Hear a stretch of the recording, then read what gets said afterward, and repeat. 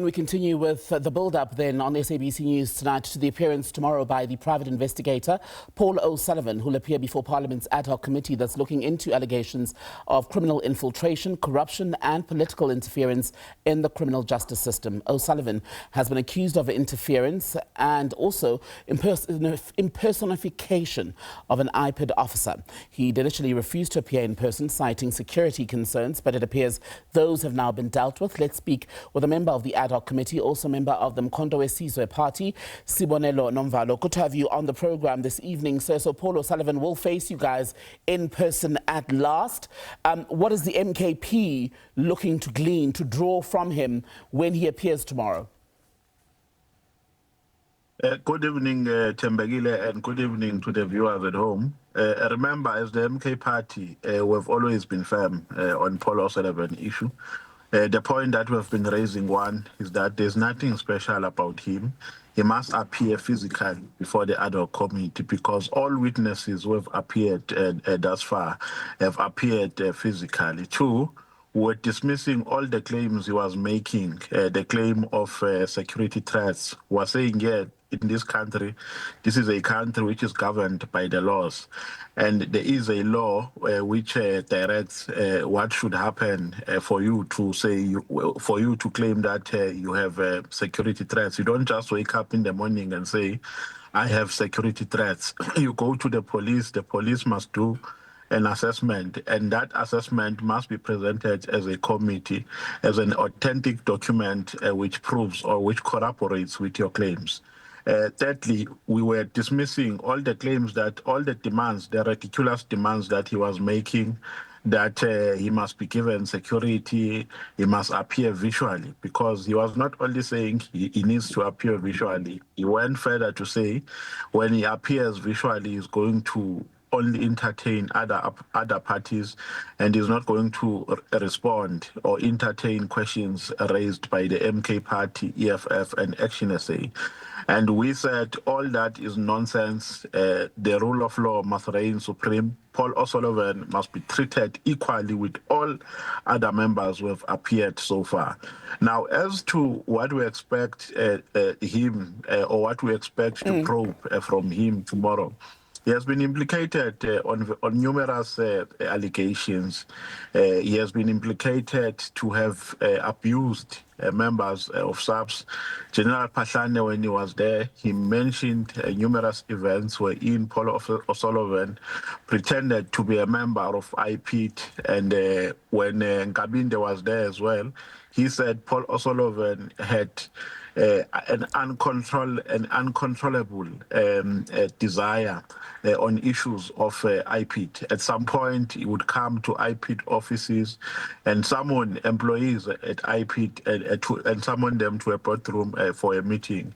They are also claiming that he had a letterhead of IPID. So they don't know how he acquired all that information. So those are all the issues that we want him to respond to. But those are not only the issues. Some of the issues we are going to expose them tomorrow when he is in front of us, because I hear you on the issues that you will expose tomorrow, and I would imagine that you don't want to share those with us tonight. Am I right? Or are you able to tell us? No, we don't want to share those tonight, because some of those issues are coming from the members of the public, people who come to us and say, Paul O'Sullivan did this and that to my family. So we're going to put all those allegations to him for him to respond, because what has been disturbing us here is that Paul O'Sullivan, despite all the drama that he has been causing, has for a very long time been making all sorts of allegations against many people. Now, the question that we had was, why now is he refusing to come to a formal platform and expose all the people that he has been alleging to be corrupt? We're almost out of time, Mr. Nomvalo, but I want to squeeze in 2 or 3 more questions. So if we could be brief in our responses. The first being about the security concerns that Paul O'Sullivan had raised. Members of the committee were at some point not fully convinced that those were serious enough to prevent his appearance in person before the ad hoc committee. One of the reports I've now seen today is that there has been some comprehensive security measures put in place for tomorrow's appearance by Paul O'Sullivan. Do you at least accept that he may be a higher risk witness than some of the other people who faced the committee in recent days?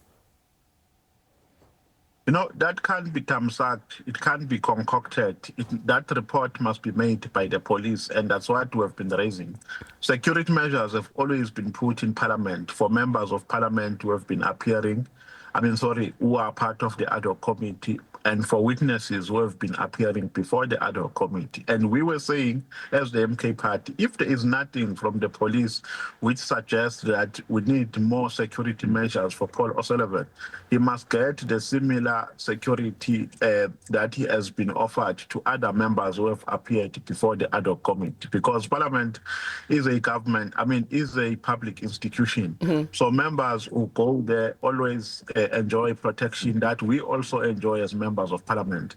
So we said Paul O'Sullivan must also enjoy the same, unless there is something significant which suggests that he requires more security measures.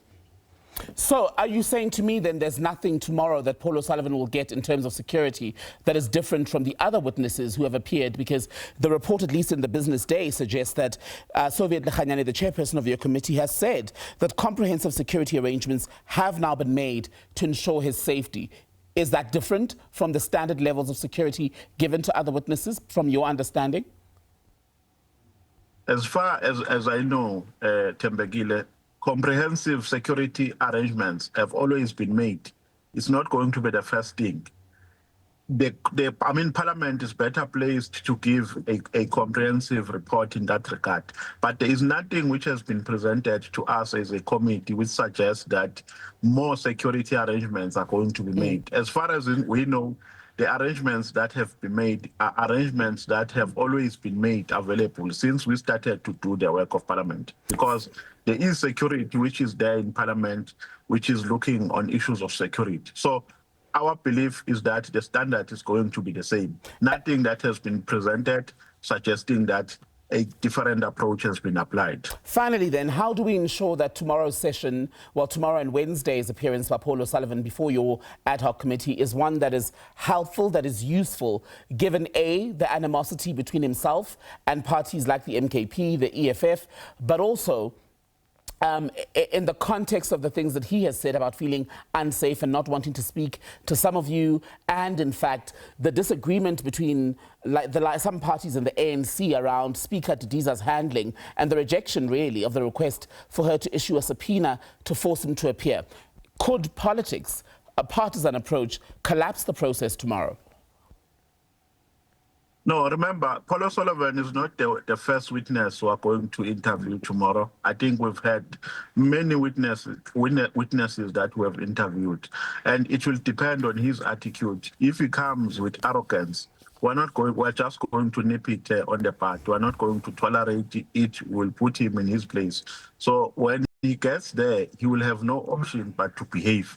Because if he's not going to behave, we're going to make him to behave forcefully. So all members, all people who come there, when they arrive, they swallow their pride, they swallow their egos, because there we do our work with impartiality and objectivity. The only thing that we seek to achieve is probing the truth with an idea of getting to the bottom of all these allegations that were raised by General Nhlanhla Mkhwanazi. So my point more broadly, sir, is more about preventing this from becoming a circus where there are hardened attitudes on both sides and we don't get anywhere because the witness already comes in ready for a fight and the MPs are also ready for a fight, so that then does not lead to a constructive session. That's my broader point, briefly. No, but what I'm saying, we've never been ready for a fight towards any witness. We've always been having an attitude of probing witnesses with a view of wanting to get the truth. So we're going to apply the same approach to him. And what I'm saying to you is that if he's arrogant, that arrogance won't see the light of the day. All right. It's not going to find expression. Mr. Nomvalo, thank you so much. Sibonelo Nomvalo, as member of the MKP, also member of that ad hoc committee in Parliament that tomorrow is going to be putting questions to private investigator Paul O'Sullivan. Did he interfere in the work of entities including IPID? Well, we'll find out.